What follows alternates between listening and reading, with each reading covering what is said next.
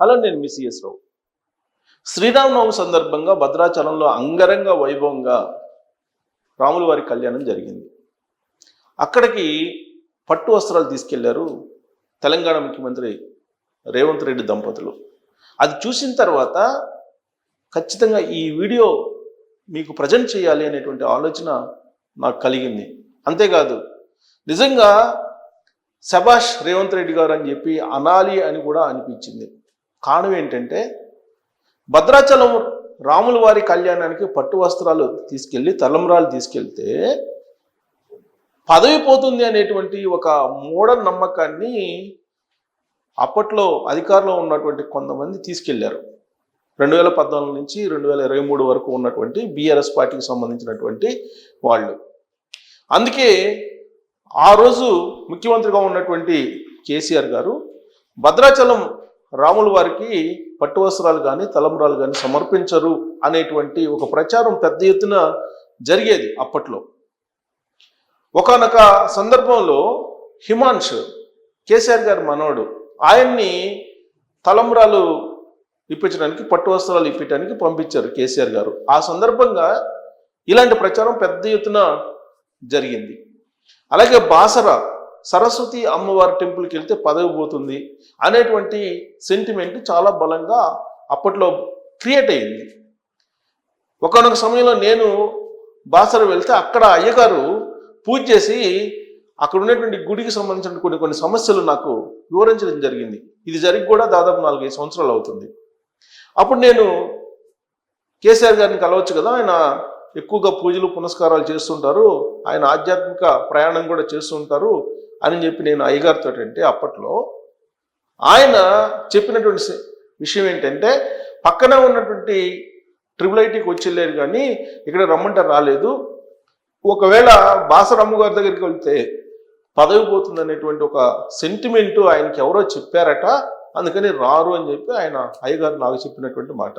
అంటే ఇలాంటి సెంటిమెంటు, ఇలాంటి మూఢనమ్మకాలు దేవుడి మీదనే పెట్టినటువంటి పార్టీ ఏదైనా ఉందంటే ఆ పార్టీకి సంబంధించిన నేతలు ఎవరైనా ఉన్నారంటే గత తాలూకు ఆనవాళ్ళు అవన్నీ కూడా.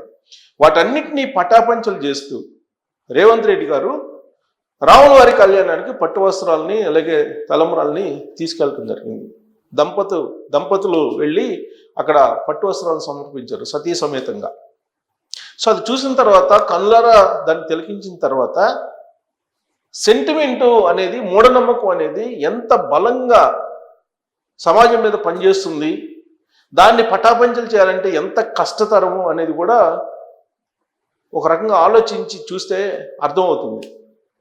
ఎందుకంటే భారత సమాజం మూఢనమ్మకాలని ఎక్కువగా నమ్ముతుంది, అంతా కాకపోయినా ఎక్కువగా నమ్ముతుంది. ఇక్కడ మనం చెప్తూ ఉంటారనమాట, ఏంటి, శూద్రులు, తర్వాత బ్రాహ్మణులు, వైశ్యులు, క్షత్రియులు, ఇలా చాతుర్వర్ణాలను చెప్తూ ఉంటారు.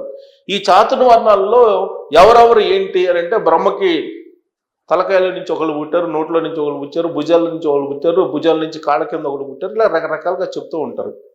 ఇవన్నీ కూడా నూరి పోశారు సమాజం మీద. దీంతో అంతరాలు కూడా పెంచి పోషించారు. అవి క్రమంగా రూపాంతరం చెందుతూ పాలిటిక్స్లో ఉపయోగపడే అంశాలుగా మారిపోయాయి. ఇప్పుడు అందుకే పాలిటిక్స్లో భావోద్వేగాలు రెచ్చగొట్టడానికి మతాల కలహాలని, విద్వేషాలని, లేదా కులాలకు సంబంధించిన విద్వేషాలని, లేదంటే ఇలాంటి మూఢనమ్మకాలని పెంచి పోషించేటువంటి ప్రయత్నం చేస్తూ ఉన్నారు. సో ఈ మూఢనమ్మకాలకి తెరదించుతూ రేవంత్ రెడ్డి గారు వెళ్ళడం ఒక చర్చనీయాంశంగా మారింది రాజకీయాల్లో. అయితే అట్ ద సేమ్ టైం ఆయనకి దినదినగండం నూరేళ్ళ ఆయుష్ మాదిరిగా సీఎం పదవి ఉంది అనేటువంటి ప్రచారం కూడా నడుస్తుంది. ఆయన ముఖ్యమంత్రిగా బాధ్యతలు స్వీకరించిన తొలి రోజుల నుంచి ఈయన ఎంతో కాలం ఉండడు, ఈ ప్రభుత్వం ఎంతో కాలం నిలబడదు, చీత్తే ఊడిపోయే ముక్కు, దానికి ఒక నెంబర్ గేమ్ చెప్పి ఎంతో కాలం ఈయన ముఖ్యమంత్రిగా ఉండడు, ఇలాంటివన్నీ చెప్పుకుంటూ వచ్చారు. దాదాపు సంవత్సరం పైన అయింది. సంవత్సరం పైనుంచి ఆయనే ముఖ్యమంత్రిగా ఉన్నారు. ఆయన ఇచ్చినటువంటి హామీల్లో చాలా వరకు అమలు పరుస్తూ ఉన్నారు. కొన్ని అమలు పరచలేని పరిస్థితుల్లో ఉన్నప్పటికీ కూడా దాదాపుగా అన్నిటినీ ఆయన ఇచ్చినటువంటి హామీలను అమలు చేస్తూ ఉన్నారు. దాంట్లో కొన్ని లోపాలు ఉండొచ్చు. ఆల్రెడీ ఇప్పటికే ఉచిత సిలిండర్లు ఇస్తున్నారు, ఉచిత బస్సు ప్రయాణం ఇస్తున్నారు, ఆయన చెప్పినటువంటి విధంగా రుణమాఫీ చేశారు, ఆయన చెప్పిన విధంగా జాబ్ క్యాలెండర్ ఇస్తూ ఉన్నారు. ఇలా అన్నీ చేసుకుంటూ వెళ్తున్నారు. తులం బంగారం ఇస్తున్నారు, అది మాత్రం ఇవ్వలేదు, కానీ చాలా వరకు చేసుకుంటూ వస్తున్నారు, ఇంకా చేయటానికి ప్రయత్నం చేస్తూ ఉన్నారు. ఈ లోపుగా రాజకీయపరమైనటువంటి కొంత డిస్టర్బెన్సెస్ కనిపిస్తూ ఉన్నాయి. హైడ్రా రూపంలో ఒక డిస్టర్బెన్స్ కనిపిస్తుంది. ఇప్పుడు తాజాగా హైదరాబాద్ యూనివర్సిటీ రూపంలో ఇంకొక డిస్టర్బెన్స్ కనిపిస్తుంది. మరోవైపు మంత్రివర్గం విస్తరణ లేదు. మంత్రివర్గ విస్తరణ చేయకపోవడానికి కారణం అధిష్టానానికి రేవంత్ రెడ్డి గారికి మధ్య గ్యాప్ ఉందని చెప్పి ప్రచారం జరుగుతుంది. అధిష్టానం ఎప్పుడైనా సరే రేవంత్ రెడ్డి గారిని మార్చేసే అవకాశం ఉందనేటువంటి ఇలాంటి ప్రచారాలు చాలా విస్తృతంగా జరుగుతున్నాయి. వాటికి ఆజ్యం పోస్తూ ఉన్నారు బీఆర్ఎస్ పార్టీకి సంబంధించినటువంటి కొంతమంది లీడర్లు. ఇలాంటి పరిస్థితుల్లో మూఢనమ్మకం అనేదాన్ని, సెంటిమెంట్ అనేదాన్ని క్రియేట్ చేసినటువంటి దాన్ని పటాపంచలు చేస్తూ రేవంత్ రెడ్డి గారు భద్రాచలం వెళ్ళారు.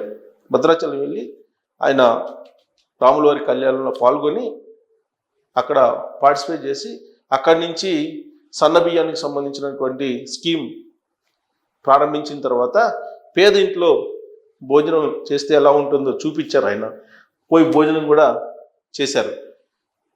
కేసీఆర్ గారి సెంటిమెంట్ ఎలా ఉంటుంది, ఆయన మూఢనమ్మకాలు ఎలా పెంచి పోషించారు అనేది నేను చెప్పడం కన్నా కూడా నరేంద్ర మోడీ గారు చేసినటువంటి కామెంట్లను మనం గుర్తు చేసుకోవచ్చు. 2024 ఎన్నికలకు ముందు, 2023 ఎన్నికలకు ముందు అమిత్ షా గారు అలాగే నరేంద్ర మోడీ గారు అనేక సభల్లో పాల్గొన్నారు తెలంగాణలో. 2023 అసెంబ్లీ తెలంగాణ, 2024 లోక్సభ ఎన్నికలు. ఆ సందర్భంగా తెలంగాణలో ఏర్పాటు చేసినటువంటి అనేక సభల్లో పాల్గొన్నారు.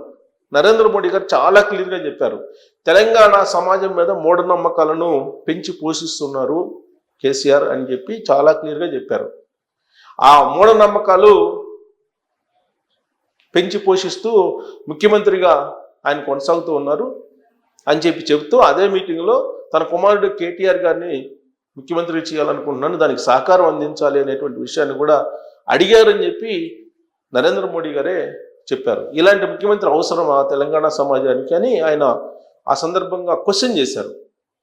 ఎందుకు ఇలాంటి కామెంట్లు చేశారు అని అంటే, కేసీఆర్ గారు ప్రత్యర్థి పార్టీలని బలహీనపరచడానికి ఆయన రాజసామల యాగం, సహస్ర చండీ యాగాలు ఇలాంటివి చేస్తూ ఉంటారు అనేది చాలామంది చెప్పుకునేటువంటి మాట. దానికి తగిన విధంగా 2014 నుంచి 2018 వరకు జరిగినటువంటి తతంగం మనం చూస్తే 2014లో బొటాబొటి మెజార్టీతో ఆయన ప్రభుత్వాన్ని ఏర్పాటు చేశారు. కేవలం 63-64 ఎమ్మెల్యేలు. ఆ ప్రభుత్వం బలంగా లేదనేటువంటి ఉద్దేశంతో అప్పుడు ప్రత్యర్థుల మీద కాన్సన్ట్రేషన్ చేశారు. ప్రత్యేకించి తెలుగుదేశం పార్టీని టోటల్గా క్లోజ్ చేసేటువంటి ప్రయత్నం చేసి సక్సెస్ అయ్యారు. దానికి కారణం ఆ రోజు చేసినటువంటి రాజసామల యాగం అనేటువంటిది ఒకటి క్రియేట్ అయ్యింది. అది ప్రజల్లోకి వెళ్ళింది, బలంగా రాజకీయ నాయకుల్లోకి వెళ్ళింది. 2018 నుంచి 2023 మధ్యలో మళ్ళీ రాజసామల యాగం లేదంటే సహస్ర చండీ యాగాలు ఇలాంటివన్నీ కూడా చేశారు. అప్పుడు కాంగ్రెస్ పార్టీని బీఆర్ఎస్ పార్టీలో విలీనం చేసుకున్నారు అసెంబ్లీ వేదికగా. దాంతో కాంగ్రెస్ పార్టీ బలహీనపడింది అని చెప్పి, దానికి కారణం ఆయన చేసినటువంటి యాగ ఫలితం ఇది అని చెప్పేసి ప్రజల్లోకి తీసుకెళ్లారు, అలాగే రాజకీయ నాయకులు కూడా తీసుకెళ్లారు. అందుకే ప్రత్యర్థి పార్టీలు బలహీనపడ్డాయి. ఇక శాశ్వతంగా బీఆర్ఎస్ పార్టీ అధికారంలో ఉంటుంది, కేసీఆర్ గారే ముఖ్యమంత్రిగా ఉంటారు అనేటువంటి ఒక సెంటిమెంట్ని బలంగా తీసుకెళ్ళగలిగారు. దాన్ని నమ్మినటువంటి వాళ్ళు బీఆర్ఎస్ పార్టీలో ఉండే నాయకులు కూడా చాలామంది వాళ్ళ వ్యక్తిగతమైనటువంటి గెలుపు కోసం, వ్యక్తిగతమైనటువంటి రాజకీయపరమైనటువంటి భవిష్యత్తు కోసం వాళ్ళు కూడా రాజసామల యాగాలు, సహస్ర చండీ యాగాలు చేయడం మొదలుపెట్టారు.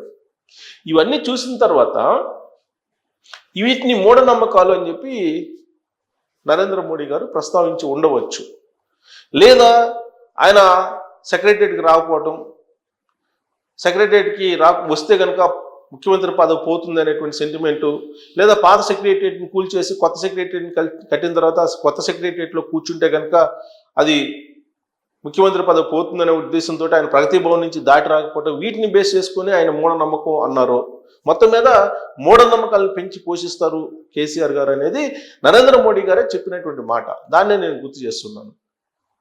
అలాంటి మూఢనమ్మకాల్లో భద్రాచలం వెళ్తే కనుక పదవి పోతుంది అనేటువంటిది ఇంకొక మూఢనమ్మకాన్ని కూడా పెంచి పోషించారు. దాన్ని పటాపంచలు చేశారు రేవంత్ రెడ్డి గారు. మరి ఇప్పుడు రేవంత్ రెడ్డి గారిని మనం శభాష్ అందామా లేదా అనేది మీరు కామెంట్ రూపంలో తెలియజేయచ్చు. Thank you.